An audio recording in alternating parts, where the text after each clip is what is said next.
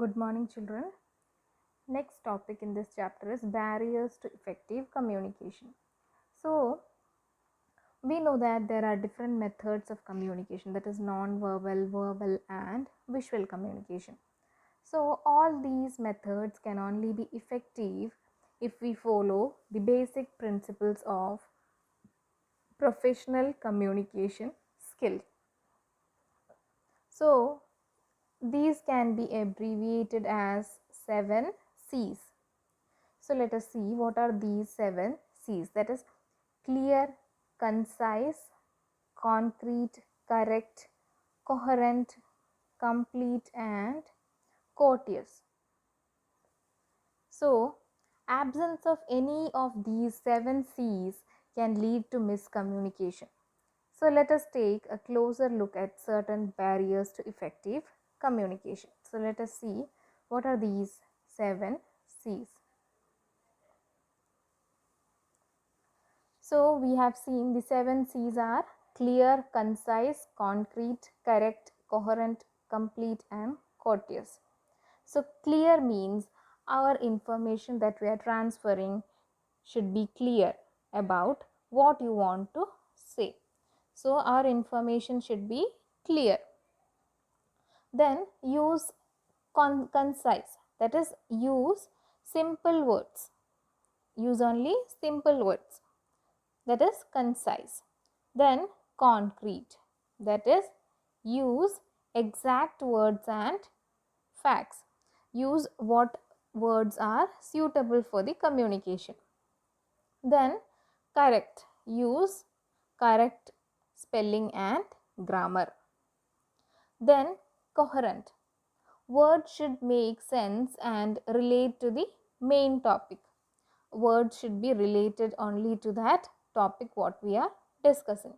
Then complete, include all the needed information. Then courteous, that is be respectful and friendly and honest. In communication you should keep your courtesy, that is respect should be maintained. Then next is barriers to effective communication. So in our communication there is a chance of barriers. So there are different types of barriers. They are linguistic barrier, cultural barrier, physical and organizational barrier, and interpersonal barrier. So let us see what is physical barrier. So physical barrier is the environment and natural condition that acts as a barrier. So environmental and natural condition that acts as a barrier in communication, in sending message from sender to receiver. That is not being able to see gestures, postures, and general body language can make communication less effective. For example, text messages are often less effective than face to face communication because we cannot see gestures or our body language will not be seen. So, physical barriers means we cannot see gestures or postures or something. That is, in our text communication we cannot see all these, and in our face to face communication it is more effective and it has less physical barriers. Next is linguistic communication. So linguistic communication is the inability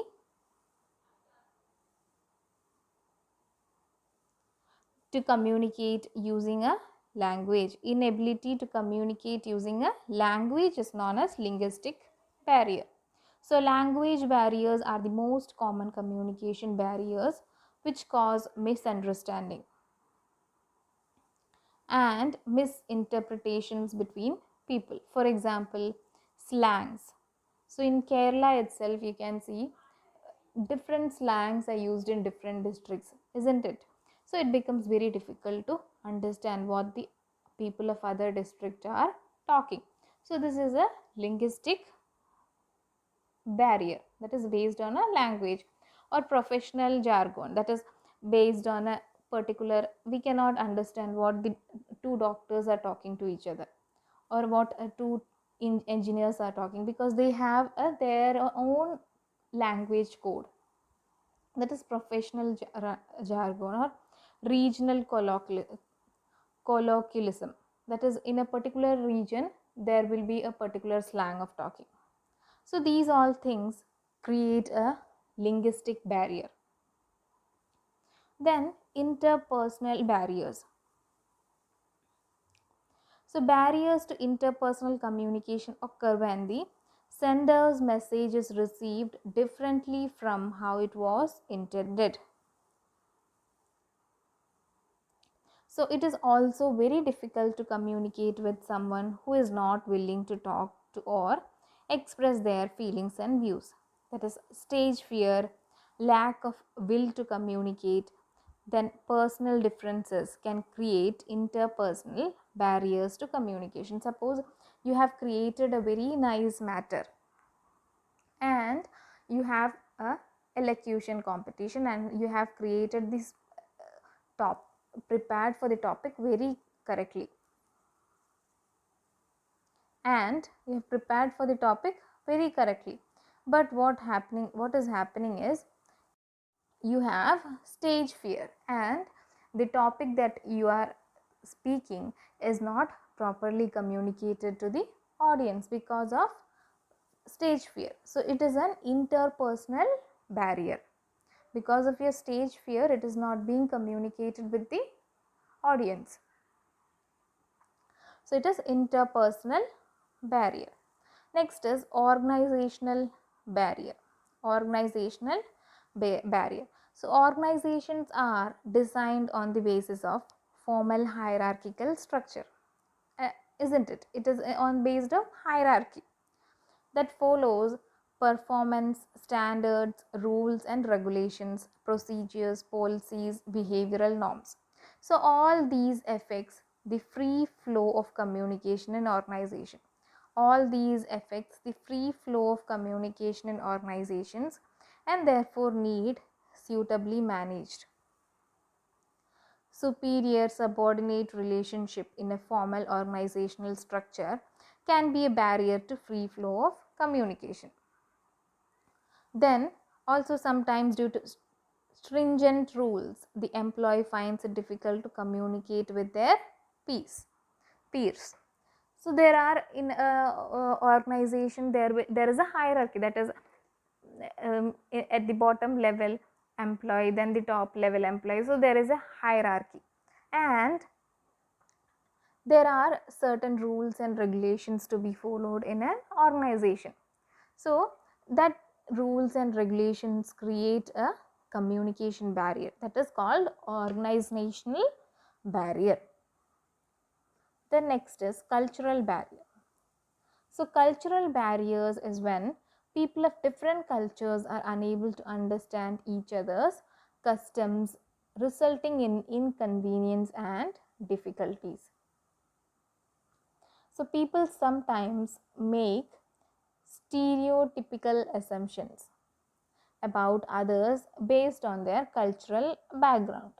This leads to difference in opinions and can be a major barrier to effective communication.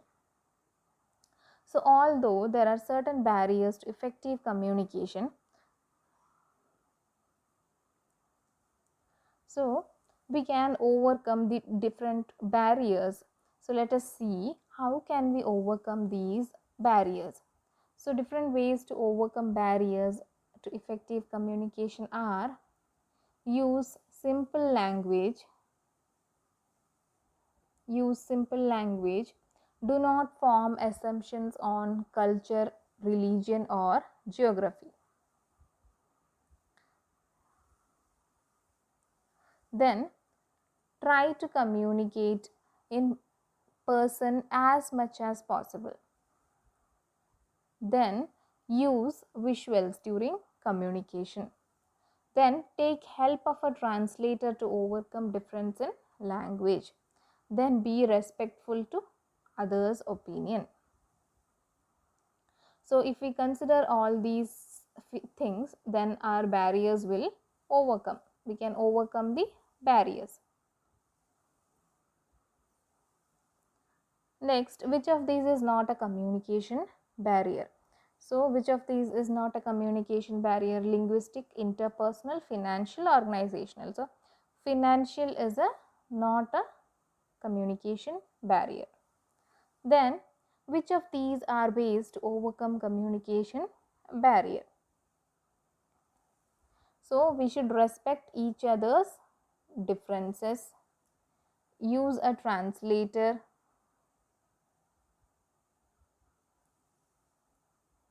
not communicating at all, using your own language for comfort.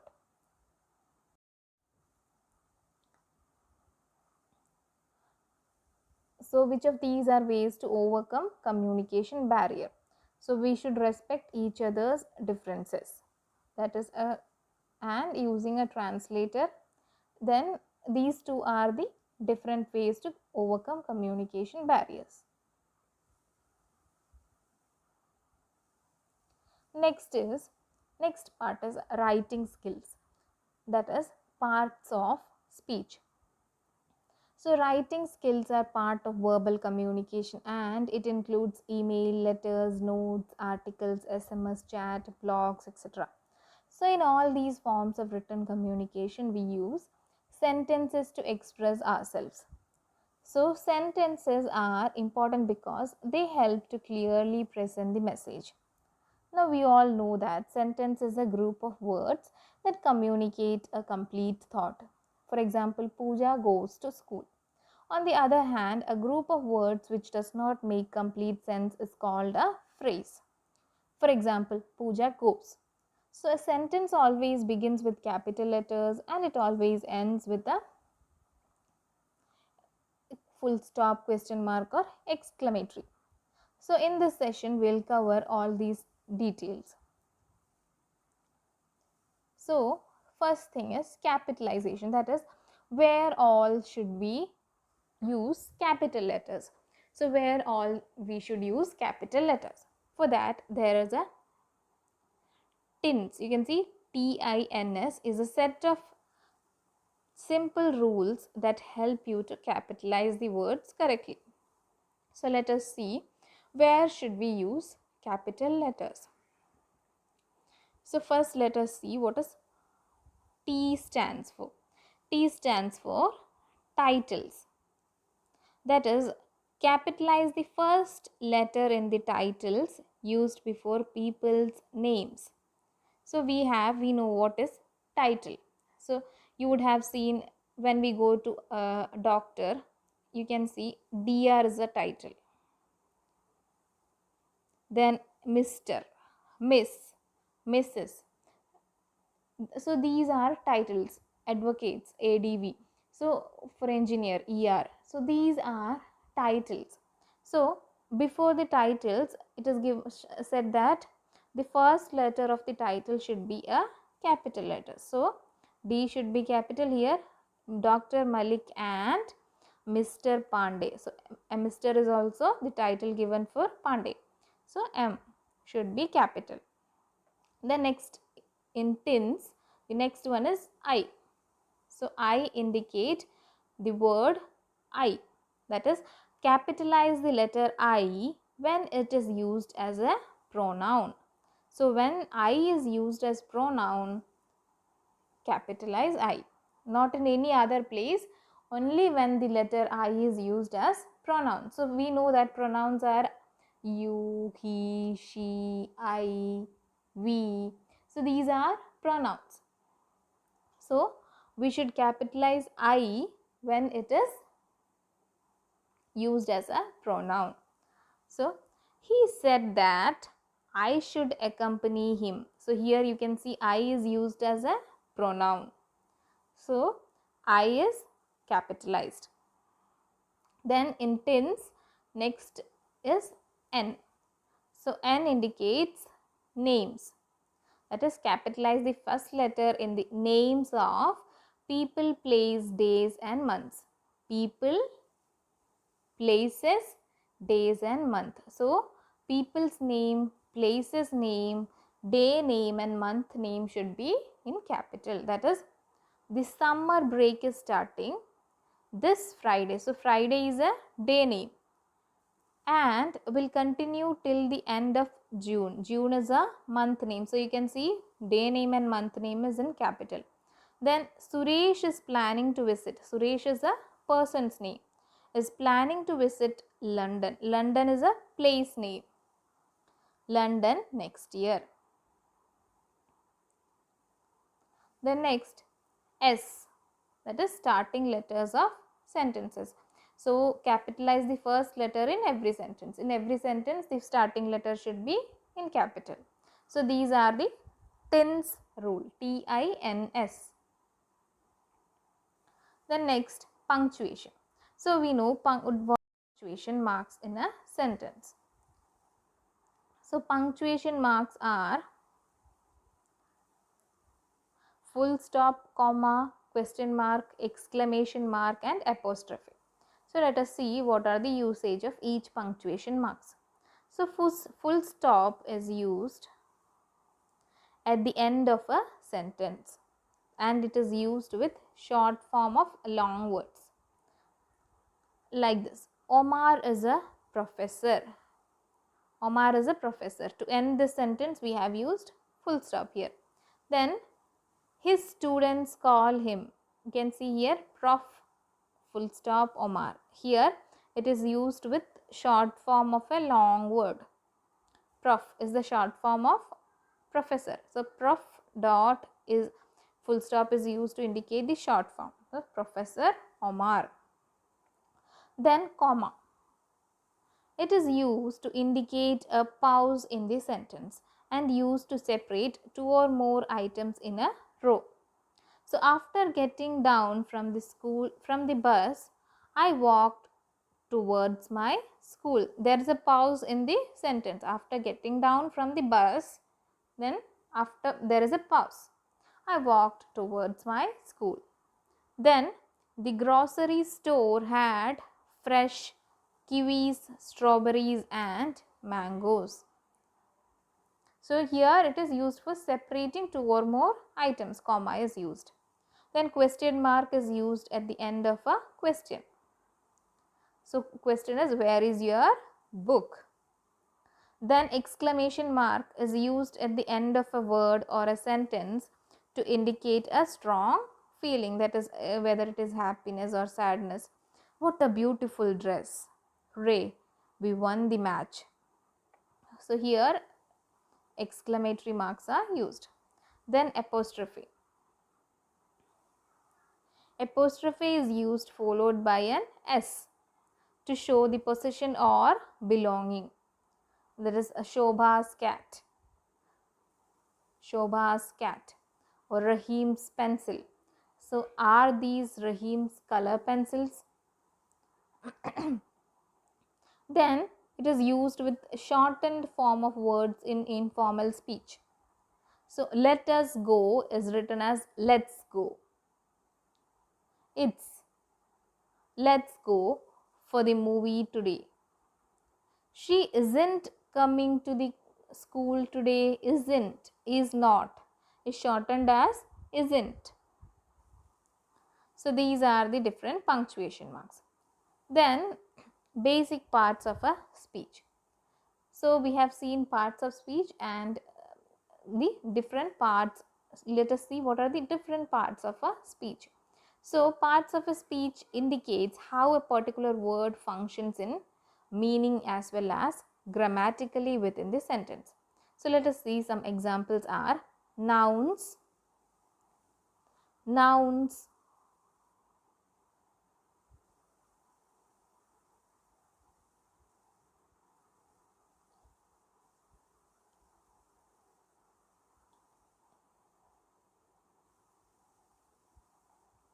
so the parts of speech are nouns, adverbs, verbs, adjectives, pronouns. So let us see what are the different parts of a speech. So first one is noun. So what they do? Words that refer to a person, place, thing or idea is called a noun. Words that refer to a person, place, thing or an idea is called noun. So Kavita bought a book. Kavita bought a book. So what are nouns? Words refer to a person, place or thing. So what are the person? Kavita.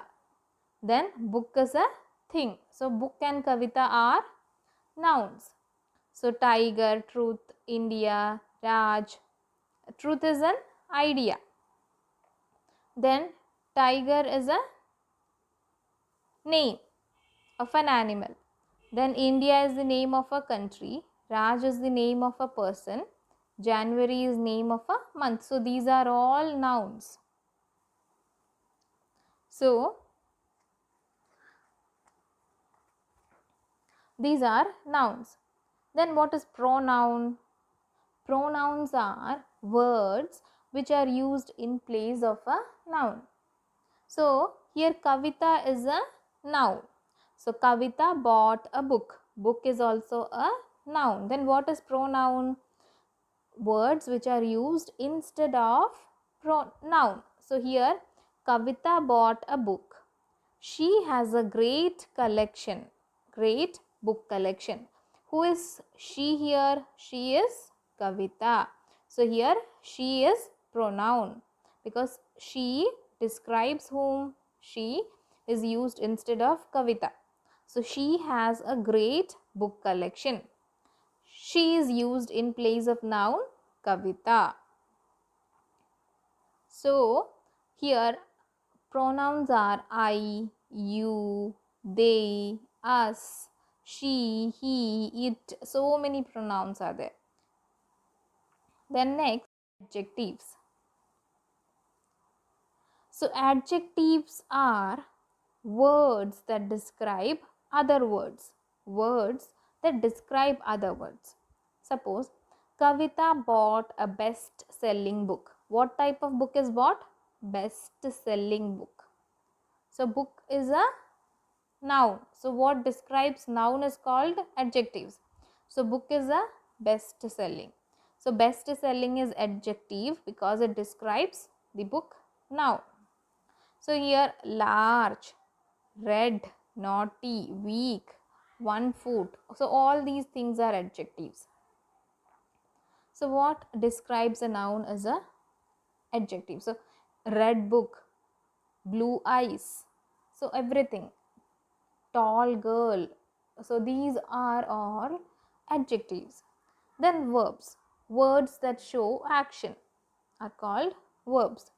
So Kavita buys a new book every month. So here buys is a verb because it shows an action. Run, eat, think, sit, stand, jog, everything is a verb that shows some action. Read, studying, everything is a verb. Then what are adverbs? So adverbs are words that add meaning to verbs by answering how often, when and where. So Kavita quickly read her book. So what is read? Read is a verb. So what is describing how Kavita read her book? Quickly. So what describes a verb is a adverb. Not only adverbs describe a verb, but also it describes adjectives also. In some cases, adverbs describe adjectives also. So easily, always, before, fast, carefully. So all these are adverbs. Now we'll see what are the supporting parts of speech. So what are the supporting things needed for a parts of speech? Supporting parts of a speech. Parts of a speech we have seen. Now what are the supporting parts of a speech? They are articles, that is a and the, then interjunction, then conjunctions, then prepositions. So let us see.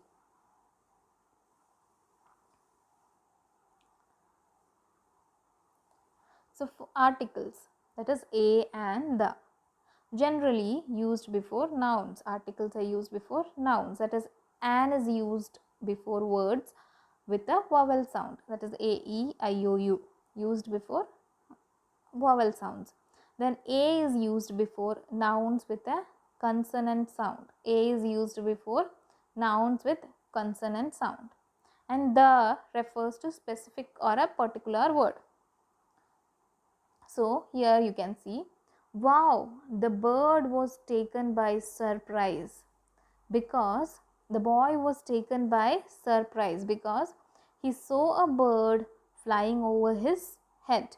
It is specifying a certain boy. So it is specified the, because we are focusing on a particular boy, was taken by surprise because he saw a bird. So a bird, any of the bird, flying over his head. Then conjunctions. Conjunctions are used to join two nouns, phrases or sentences. That is, wow, the boy was taken by surprise because he saw a bird flying over his head. Here you can see because is used to connect two phrases. The boy was taken by surprise, then he saw a bird flying over his head. So two sentences are connected by using because. You can say Raju and Manu were coming. So here and is used as a conjunction. Do you need tea or coffee? Here or is used as a conjunction.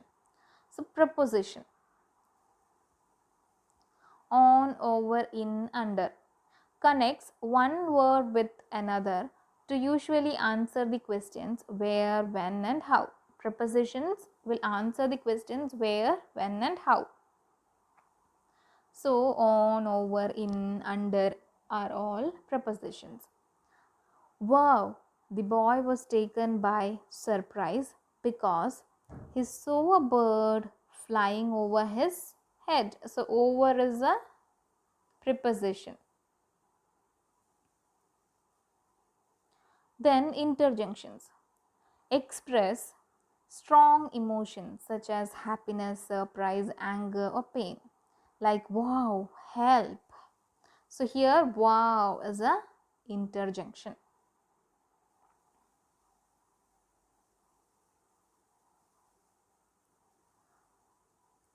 Then in which of the following the underlined word is an adjective? Underlined word is an adjective. So we know what are adjectives. Adjectives define a noun. Adjectives define noun. So Radha has a red dress. So dress is a noun. So red is adjective. Then I can speak French. I can speak French, but here there is no adjective because French is a noun. French is a noun, but here nothing is being used to describe French. Then the girl on the train is a best seller. So best seller is a thing which describes whom? The girl. So best seller is an adjective. Then Abdul can swim fast. Fast is describing what? Swim. So fast is an adverb, not an adjective. So best seller and red is an adjective. Now, which of these sentences is capitalized correctly? So where should we capitalize? We all know tins. So starting of the sentence. So here all the sentence T's title is not there here. So starting of the sentence everything is capitalized. Then what is the rule? I. If I is used as a pronoun, it should be capitalized. So I is used as pronoun here and it is not capitalized. Then Ravi and I are going to the movies. Salim is visiting India in July. Name of the month should be in capital. Then the tiger is a strong animal. Tiger is a strong animal. She is arriving on Monday. These two are correct and these two is wrong. Then which of these sentences are punctuated correctly? Given punctuation marks. So first one is when is the party? It is a question mark. So we need a question mark. I had bread, omelette and banana for breakfast. This is correct. I am so excited about my first trip. Exclamatory is given. It is correct. This is Abdul's notebook. Full stop is given. It is correct.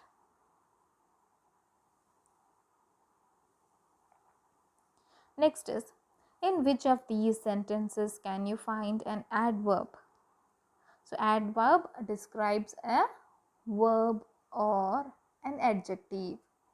So here you can see Divya drinks milk every day. Whenever when she drinks milk, it answers the questions when, where and how. When she drinks milk every day. So this is an adverb. Then Sanjay gifted me a new pen. Here for gifted nothing is defined. That is no adverb. Then I opened the door lock. There is also no adverb. Then Sita is 5 feet tall. Here you can see tall is what? Tall is an adjective.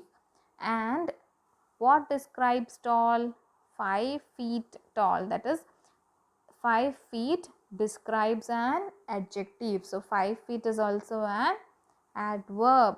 5 feet is also an adverb.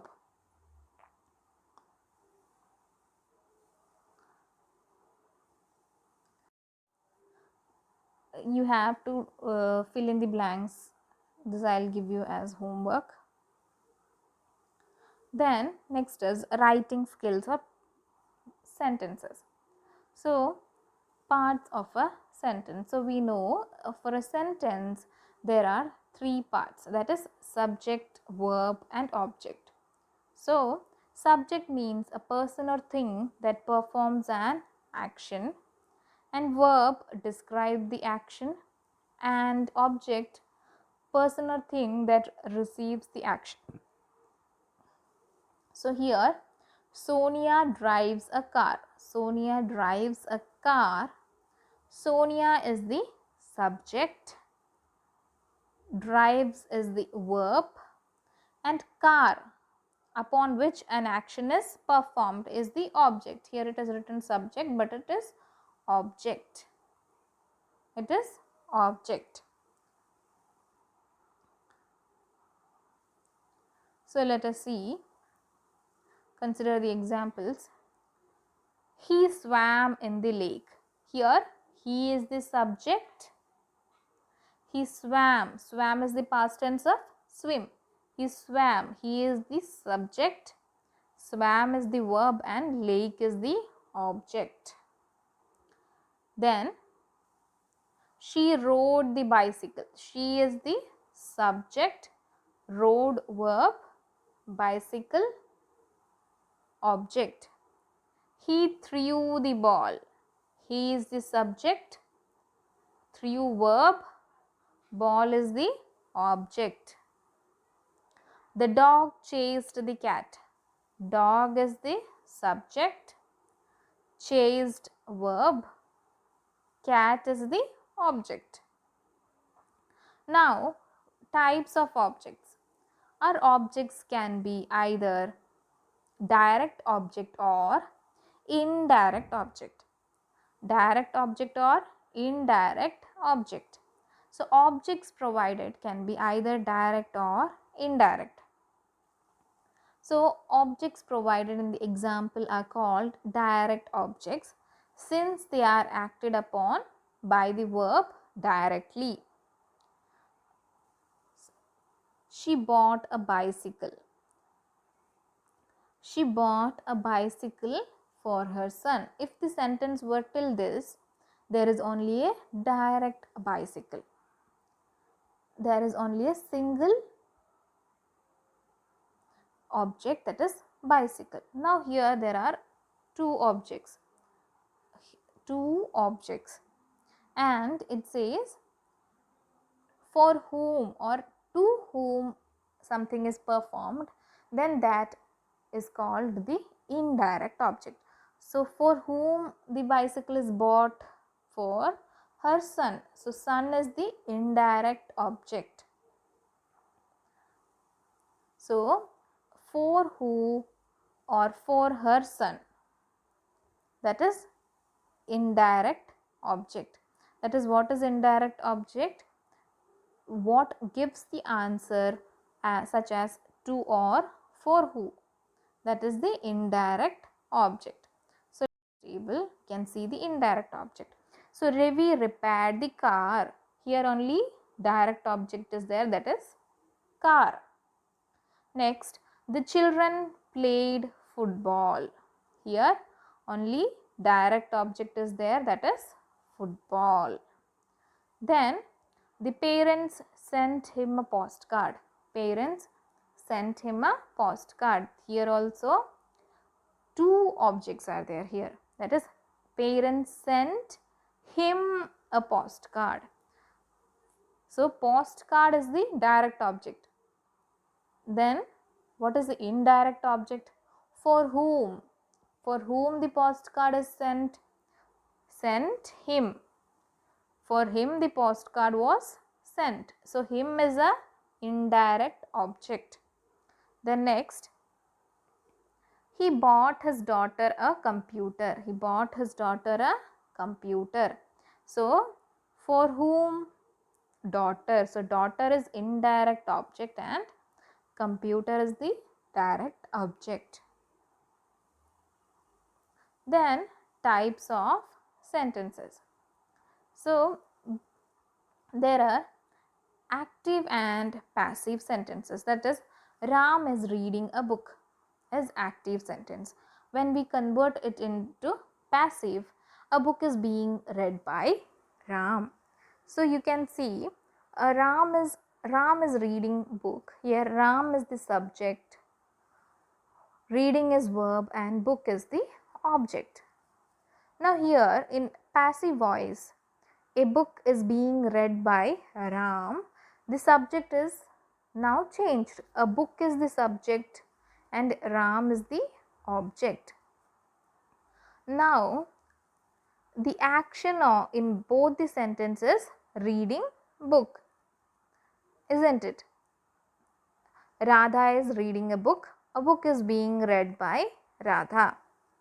So here always in active sentences the subject does the action. Subject does the action. In active voice the subject is performing the action, that is Ram is reading a book. So who is performing the action? Ram. So Ram is subject. But in passive voice, book is being read by Ram. Book is being read. Some action is being performed on an object, isn't it? A book is being read, that is an action is being performed on an object. So the book is this is a passive sentence. So what receives the action is the subject. What receives the action? Book receives the action, so it is the subject. So in passive, active, here Ram is the subject and in passive book is the subject. So active voice to passive voice conversions, you know that. Ali changed the flat tire. So passive voice is what? The flat tire was changed by Ali. Then I'll clean the house every Saturday. The house will be cleaned by me every Saturday. Then Ravi painted the entire house. The entire house was painted by Ravi. Then there are 4 types of sentences. Let us see what are they. Where are you going during the summer break? That is a question. I am going to London. That is a statement. Wow, that's amazing. Do not tell anyone yet. So it's an excitement statement. Then this is a command or order. Don't tell.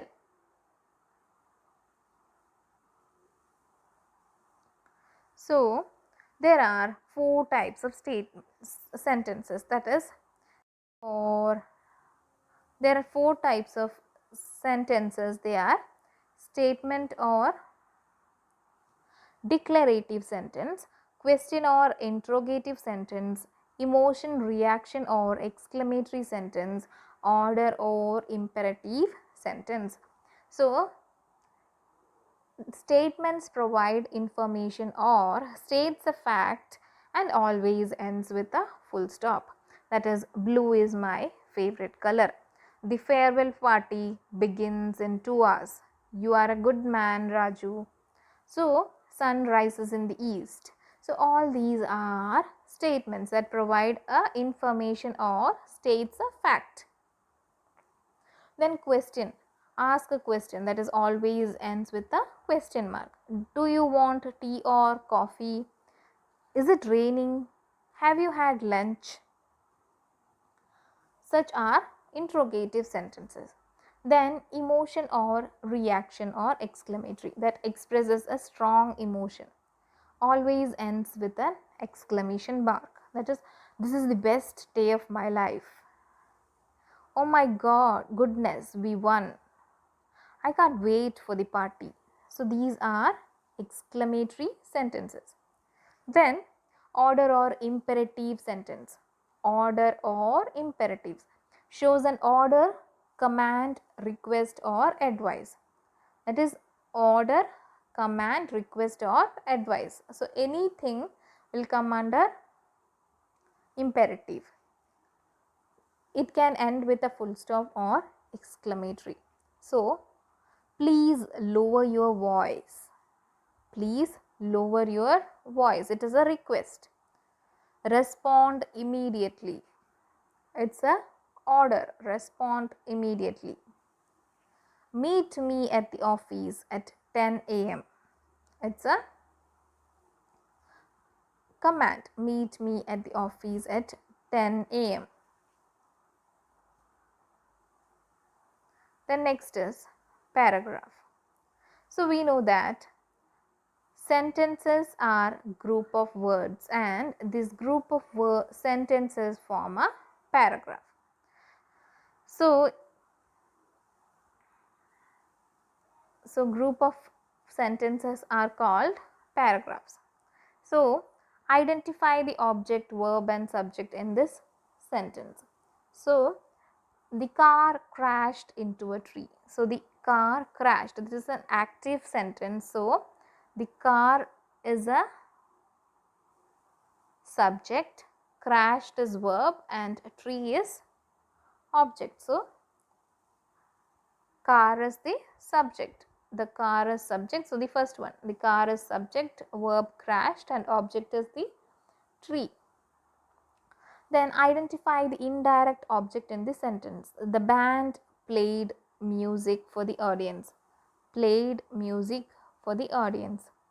So the indirect object. For whom? For whom? For the audience. So the indirect object is for the audience.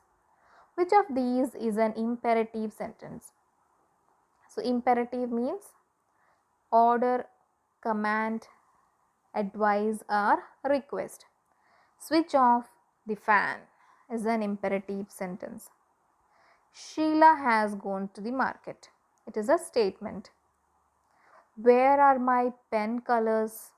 question or interrogative. Oh no, I missed my flight. Exclamatory. So which is the imperative? Option A.